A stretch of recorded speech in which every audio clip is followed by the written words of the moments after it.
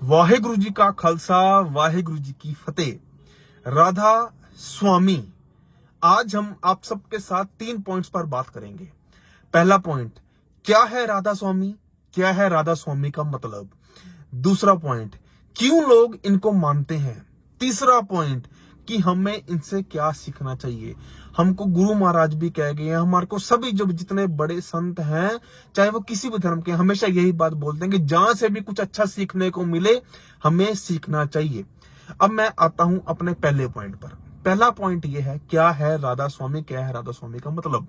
राधा स्वामी, राधा स्वामी, राधा का मतलब है आत्मा, राधा का मतलब है आत्मा, स्वामी का मतलब है परमात्मा, यानी कि इन दोनों का मेल, आत्मा का परमात्मा से मेल करवाने का मतलब है राधा स्वामी।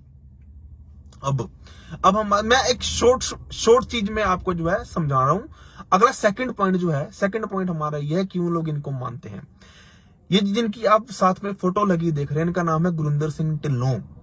लगभग 70 इयर्स इनकी जो है उम्र है। ये राधा स्वामियों के मेन संत हैं, मेन गुरु हैं, मेन जो बाबा जी हैं वो ये हैं, गुरिंदर सिंह ढिल्लों जी। सत्संग होता है इनके डेरे में, और लगभग पूरे वर्ल्ड में हर एक कंट्री में जो है राधा स्वामियों के डेरे हैं। हर एक स्टेट में, हमारे इंडिया में हर एक स्टेट में, हर एक बड़े शहर में आपको राधा स्वामियों के डेरे जो है मिलेंगे। वहां पर सत्संग होता है। सत्संग जो है आप हैरान हो गए सुन के, जो सत्संग होता है वो गुरबाणी में से ही किया जाता है, सत्संग होता है। एक एग्जाम्पल मैं आप सबको दूंगा, काफी मैं हैरान हुआ ये चीजें सुनकर, आप बड़े ध्यान से सुनना ये बात। मैं एक सिख हूं, तन तन साहब श्री गुरु ग्रंथ साहब महाराज जी को मैं अपना गुरु मानता हूं। हमारे में अमृत संचार करना बहुत जरूरी है। अमृत छकना, एक सिंह को, एक सिंगनी को, यानी कि मेल को और फीमेल को अमृत छकना जो है बहुत इंपॉर्टेंट है। गुरु साहब जो हमारे तन तन साहब श्री गुरु गोबिंद सिंह साहब महाराज हैं, वो उनको ज्यादा प्यार करते हैं। जिस बंदे ने अमृत छका होता है वो उनका लाडला होता है, उनका सिंह होता है। अब ऐसे ही देखो, मैं आपको पहले बता दूं, मैं कंपैरिजन नहीं कर रहा, मैं एग्जांपल दे रहा हूं, क्योंकि हिंदू भाइयों में ऐसा नहीं होता, मुस्लिमों में ऐसा नहीं होता, क्रिश्चियनों में ऐसा नहीं होता, मगर जो हम सिख हैं हमारे में एक अमृत छकना होता है बंदे ने, ठीक है। तब करके एक एग्जांपल के साथ मैं आपको समझा रहा हूं।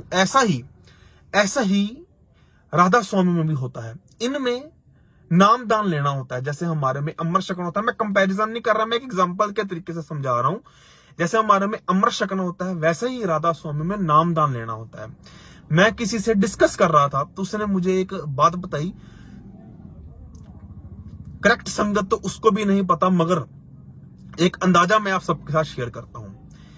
एग्जाम्पल दे रहा हूं, 10,000 बंदा आया नामदान लेने के लिए। नामदान लेने के लिए डेरे में 10,000 बंदा आया। आप हैरान होगे सुनकर, उनमें से सिर्फ और सिर्फ 20 या 25% लोगों को ही नामदान मिल पाता है, और जो उनसे बाकी की संगत होती है उनको कहा जाता है कि अभी आप होर भजन करो, होर सत्संग सुनो, होर आप अपना मन शुद्ध करो। अगर कोई आप गलत काम कर रहे हो, दारू पी रहे हो, कुछ गलत काम कर रहे हो, तो आप इसको छोड़ो। कितनी हैरानी की बात है, 10,000, एक एग्जाम्पल बता रहा हूं, 10,000 संगत में से सिर्फ और सिर्फ 2,000 या 2,500 बंदों को ही नामदान मिलता है। बाकियों को कहा जाता है कि अभी आप अपने आप में और सुधार लाओ। ये जब मैंने सुना, जिससे मैं ये विचार कर रहा था, जिससे मैं डिस्कशन कर रहा था सारी, तो मैं बहुत हैरान हुआ कि यार 10,000 बंदा नामदान लेने गया है। 10,000 बंदा नामदान लेने गया है, यानी कि 100% लोग नामदान लेने गए हैं। उसके अंदर से 20 से 25% को नामदान मिला। बाकियों को कहा गया कि अभी आप वेट करो, अभी आप होर भजन करो, होर सत्संग सुनो। कितनी हैरानी की बात है। कई लोग हो सकता है मेरे से इस बात से नाराज हो जाए, मैं एक सिख हूं, मैं दर्द महसूस करता हूं कि यार हमारे सिखों में अमृत छकना होता है, तो घर घर जाकर प्रचारक, घर घर जाकर ग्रंथी सिंह जो है अपील करते हैं कि गुरुद्वारा साहिब में आज अमृत संचार है, हाथ जोड़ते हैं कि अमृत छक के गुरु वाले बन जाओ। हमारा ये हाल है। कितनी हैरानी की बात है। ये जब मैंने सुना मैं हैरान हुआ, मैं कहा यार क्या चीज है। और मैं हो सकता है जो राधा स्वामियों को नहीं मानते, वो कई लोग इनके जो है खिलाफ हों, मानने की इसमें बात नहीं है। देखो मैं गुरु ग्रंथ साहिब जी को गुरु मानता हूं, मगर कई लोग इनके खिलाफ भी हैं। मगर एक चीज अगर देखी जाए कि यार अगर मान लो सिख भाई वहां जा रहे हैं, डेरे में जा रहे हैं, हिंदू भाई डेरे में जा रहे हैं, मुस्लिम भाई डेरे में जा रहे हैं, तो कोई रीजन तो होगा क्यों उस डेरे में जा रहे हैं, क्या रीजन है। ये बड़ा ही सोचने का विषय है। हमारे जो गुरु घर हैं, चाहे पंजाब में चाहे हरियाणा में, हर 5वीं गली में गुरुद्वारा साहिब है, हर 5वीं गली में मंदिर है। पंजाब में तो ज्यादा ही है, हरियाणा में भी।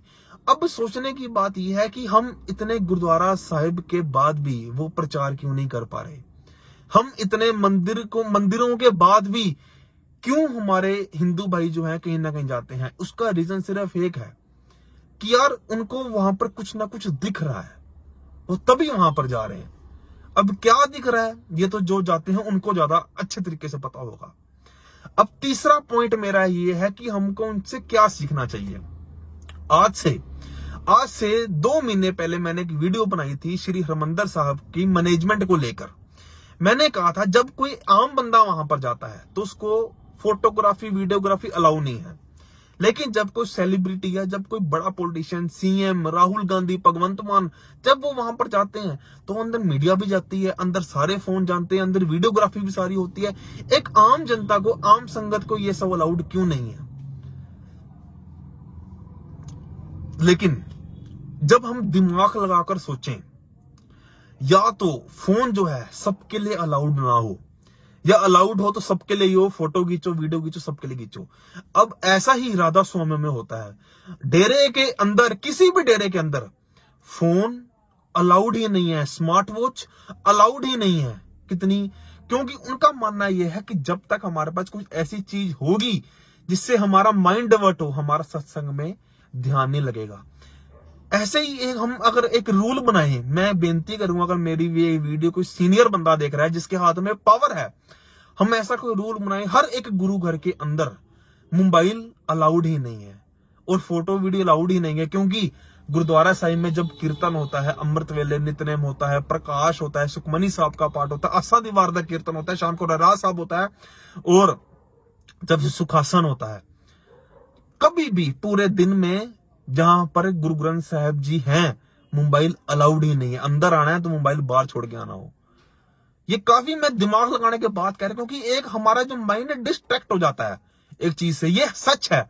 जब हम मान लो कीर्तन सुन रहे हो, या हम कहीं हम एक भक्ति में लीन हो रहा हो बंदा, मान लो उसका मोबाइल एकदम ध्यान जाएगा, सारा उसका जो है उसी टाइम काम खराब हो जाएगा। एक ये चीज मुझे बहुत अच्छी लगी। और अगली चीज, ना कोई फालतू इंटरव्यू है, ना कोई ज्यादा यूट्यूब पर चैनल है, ना कोई ज्यादा लाइव प्रचार है, फिर भी संगत जुड़ रही है राधा स्वामी के साथ, और फिर भी हमारे साथ संगत कट रही है। चाहे वो हिंदू भाई इसमें हो, हिंदुओं के साथ हो, चाहे वो गुरु घर वाले बंदे हो, हम सिख हो। क्या हमारे में कहीं ना कहीं कमी आ रही। आज हमारी कौम को सोचना होगा, हिंदू धर्म को सोचना होगा, सिख धर्म को सोचना होगा।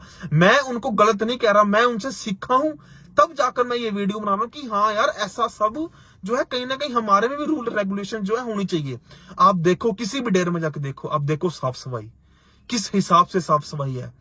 एक बात और जो मेरे मन में बात आ रही है कि भाई हम गुरु घर जो है 4-4 5-5 गलियां छोड़ के गुरु घर है, और इनके जो डेरे हैं बड़े शहर में एक डेरा, हर एक बड़े शहर में एक जो इनका डेरा जो है होता है, जहां पर सत्संग कीर्तन होता है।